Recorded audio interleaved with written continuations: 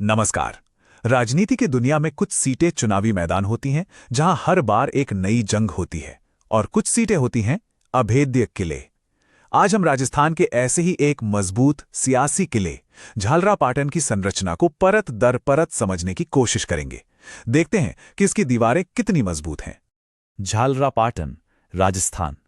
ये सिर्फ एक विधानसभा क्षेत्र का नाम नहीं है, ये एक केस स्टडी है। एक ऐसी जगह जहां राजनीतिक शक्ति की जड़ें बहुत गहरी हैं। यहां चुनावी हवा का रुख बदलना लगभग नामुमकिन सा लगता है। तो चलिए आज हम इसी किले की बनावट का विश्लेषण करते हैं।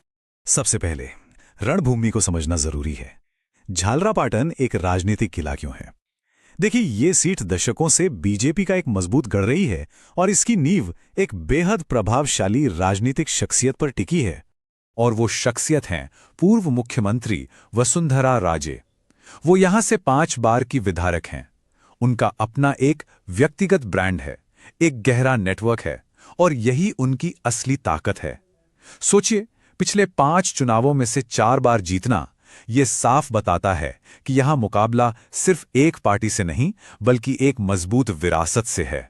चलिए अब जरा उन आंकड़ों पर नजर डालते हैं जो इस निर्वाचन क्षेत्र की सियासी कहानी खुद ब खुद बयान करते हैं, क्योंकि कहते हैं ना, आंकड़े कभी झूठ नहीं बोलते। ये नंबर्स देखिए, ये खुद एक कहानी कह रहे हैं। 2013 में जीत का मार्जिन लगभग 34% था।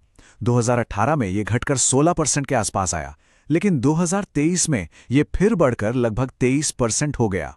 मतलब ये सिर्फ जीत नहीं है, ये एक जबरदस्त वापसी और अपनी पकड़ को और मजबूत करने का संकेत है। और एक और बात जो इसे और भी दिलचस्प बनाती है वो है यहाँ का वोटर टर्नआउट। 78% से ज्यादा मतदान। ये दिखाता है कि यहाँ के लोग चुनावी प्रक्रिया से उदासीन नहीं हैं, बल्कि पूरी तरह से सक्रिय हैं। और रणनीतिक तौर पर इसका बहुत बड़ा मतलब होता है।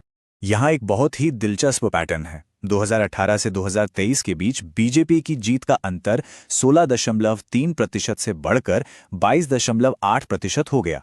इसका सीधा सा मतलब यह है कि विपक्ष का वोट शेयर बढ़ने के बावजूद बीजेपी अपने समर्थकों को और भी ज्यादा असरदार तरीके से मोबिलाइज करने में कामयाब रही। नतीजा, जीत का अंतर पहले से भी बड़ा हो गया। तो यहाँ का सबसे जरूरी सबक क्या है? ज्यादातर जगहों के उलट झालरापाटन में जब भी वोटिंग में उछाल आया है, उसका फायदा ऐतिहासिक रूप से मौजूदा विधायक के मजबूत संगठनात्मक तंत्र को ही मिला है। तो अब तक हमने देखा कि क्या हुआ, अब समझते हैं कि क्यों हुआ। चलिए सतह के थोड़ा नीचे चलते हैं और उन रणनीतिक फैक्टर्स को देखते हैं जो यहाँ की राजनीति को असल में चलाते हैं। देखिए, हर किले में कुछ कमजोरियां भी होती हैं। यहां विपक्ष के लिए एक बड़ा अवसर कांग्रेस और भारतीय आदिवासी पार्टी यानी बैप के गठबंधन में छिपा है, जो आदिवासी वोटों को एक साथ ला सकता है। साथ ही पानी का संकट जैसे स्थानीय मुद्दे जनता के गुस्से को एक दिशा दे सकते हैं। लेकिन सामने बीजेपी का विशाल संगठन और राज्य की गहरी पकड़ है, जो इस पूरे समीकरण को अपनी तरफ झुकाए रखती है। और जब हम इन मुद्दों को देखते हैं, हमें ये याद रखना जरूरी है कि लोकतंत्र का आधार हर नागरिक की गरिमा और एक जिम्मेदार सार्वजनिक संवाद है। अगर हम मुद्दों की बात करें तो जमीन पर सबसे बड़ी शिकायत पीने के पानी का गंभीर संकट है। ये एक ऐसी ठोस समस्या है जो विकास के बड़े से बड़े दावों को चुनौती दे सकती है। तो सवाल ये उठता है कि इस किले को भेदने का रास्ता क्या है? इसका जवाब एक रणनीतिक फ्रेमवर्क में है, जिसे हम कहते हैं चतुर्मुख सिद्धांत, यानी एक 4 मोर्चों वाली युद्ध योजना जो हर दिशा से एक साथ एक समन्वित हमला करती है। इस पूरी रणनीति के 4 मजबूत स्तंभ हैं जो इसे एक व्यापक और व्यवस्थित दृष्टिकोण बनाते हैं। चलिए एक एक करके इन चारों मोर्चों को समझते हैं। पहला मोर्चा है चुनावी खेल। यह सिर्फ प्रचार करने के बारे में नहीं है, ये डेटा के सटीक इस्तेमाल के बारे में है। पता लगाना कि कौन से गांव में बीजेपी का समर्थन कमजोर है, बैप गठबंधन का फायदा उठाकर आदिवासी समुदायों को लामबंद करना और उन स्विंग बूथों पर पूरी ताकत झोंक देना जहां थोड़ी सी मेहनत से नतीजा बदल सकता है। दूसरा मोर्चा है जमीन पर संगठनात्मक ताकत बनाना, मतलब एक ऐसी सेना तैयार करना जो हर बूथ पर मजबूती से खड़ी हो।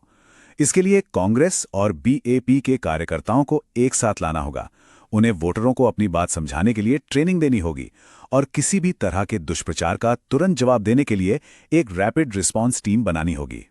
तीसरा और शायद सबसे अहम मोर्चा है नैरेटिव की लड़ाई, ये कहानी गढ़ने की जंग है, एक ऐसी कहानी बनाना जो लोगों के दिलों तक पहुंचे। आदिवासी कल्याण बनाम सत्ताधारी की उपेक्षा, पानी के संकट को अभियान का केंद्र बनाना और हर झूठे दावे का फौरन फैक्ट चेकिंग के साथ जवाब देना, यही इस मोर्चे की रणनीति है।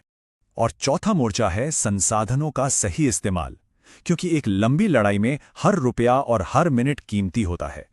सोशल मीडिया विज्ञापनों के जरिए सही मतदाताओं तक अपनी बात पहुंचाना और जॉइंट फंडरेजिंग के जरिए अभियान को ताकत देना इस मोर्चे का मुख्य लक्ष्य है। तो चलिए अब इस पूरे रणनीतिक विश्लेषण के सबसे बड़े सबक को समझते हैं, यानी अंतिम समीकरण क्या है। देखिए, एक सीधी सच्चाई ये है कि किसी भी सफल अभियान के लिए एक अच्छी रणनीति, एक अच्छा ब्लूप्रिंट पहला और सबसे जरूरी कदम होता है। और आज के डिजिटल दौर में जब डेटा पर आधारित रणनीतियां बनती हैं, तो भारत के डीपीडीपी फ्रेमवर्क के तहत हर नागरिक की प्राइवेसी और सहमति का सम्मान करना सर्वोपरि हो जाता है। ये सिर्फ कानूनी नहीं, बल्कि एक नैतिक जिम्मेदारी भी है। पर इसके साथ एक और उतनी ही बड़ी सच्चाई जुड़ी है। कागज पर बनी दुनिया के सबसे बेहतरीन रणनीति भी जमीन पर सही तरीके से लागू हुए बिना बिल्कुल बेकार है। असल जीत तो एग्जीक्यूशन से ही मिलती है। और आखिर में हम इसी बड़े सवाल पर आकर रुकते हैं, क्या एक परफेक्ट प्लान एक स्थापित विरासत को चुनौती दे सकता है? क्या डेटा और रणनीति की ताकत दशकों से जमी राजनीतिक जड़ों को हिला सकती है?